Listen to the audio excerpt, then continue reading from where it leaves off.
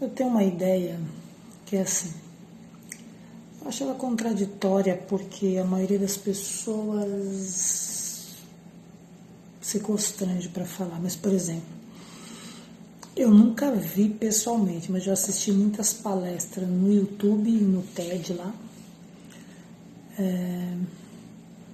que vai uma pessoa deficiente física dar uma palestra normalmente motivacional. Aí a pessoa não tem uma perna, né?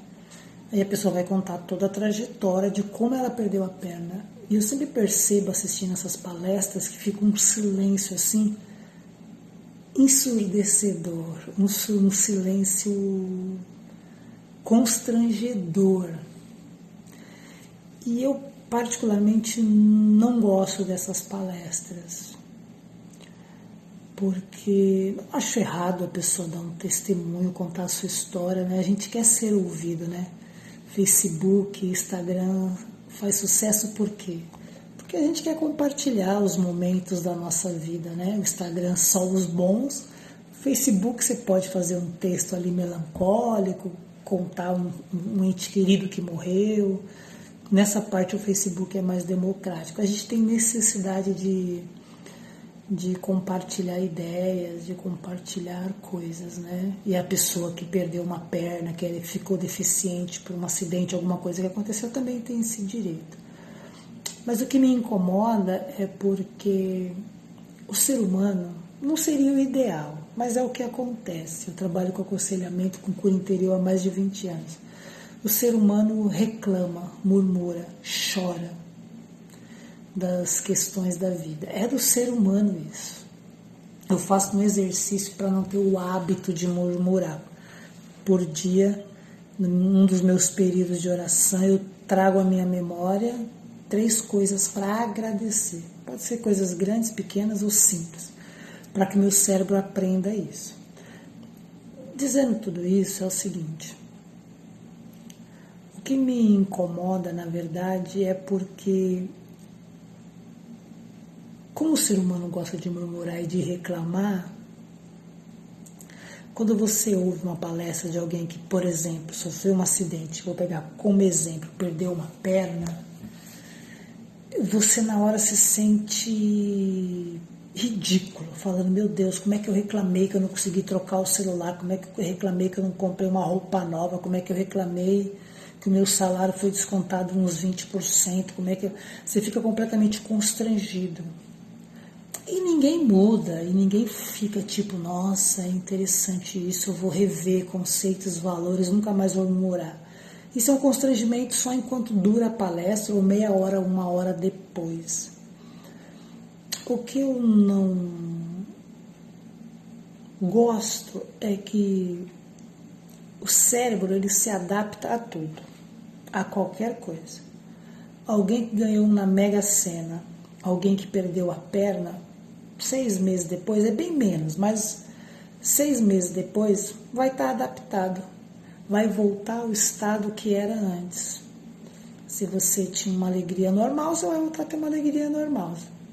Tanto a pessoa que perdeu a perna, tanto a pessoa que ganhou na Mega Sena.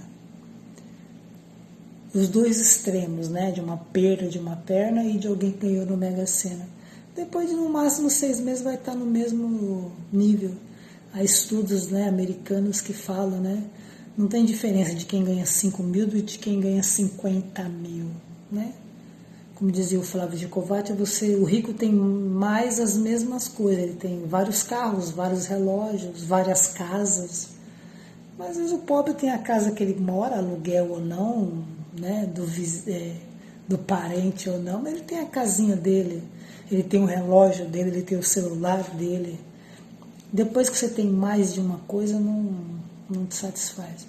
Então, como o cérebro ele se adapta, que eu acabei pulando e estou voltando, aquela pessoa que está lá dando aquele testemunho que perdeu a perna, que todo mundo está constrangido de ouvir, pensando, nossa, não posso mais murmurar, ela está adaptada.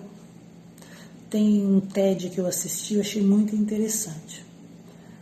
Era uma menina deficiente, cadeirante, e acho que ela era paralítica, não sei se foi de nascença, eu não lembro da história dela, mas ela começou contando a história que quando ela entrou no ensino médio, o diretor, a pessoa que fazia parte da direção da escola, chamou os pais dela porque queria dar um prêmio para ela, né?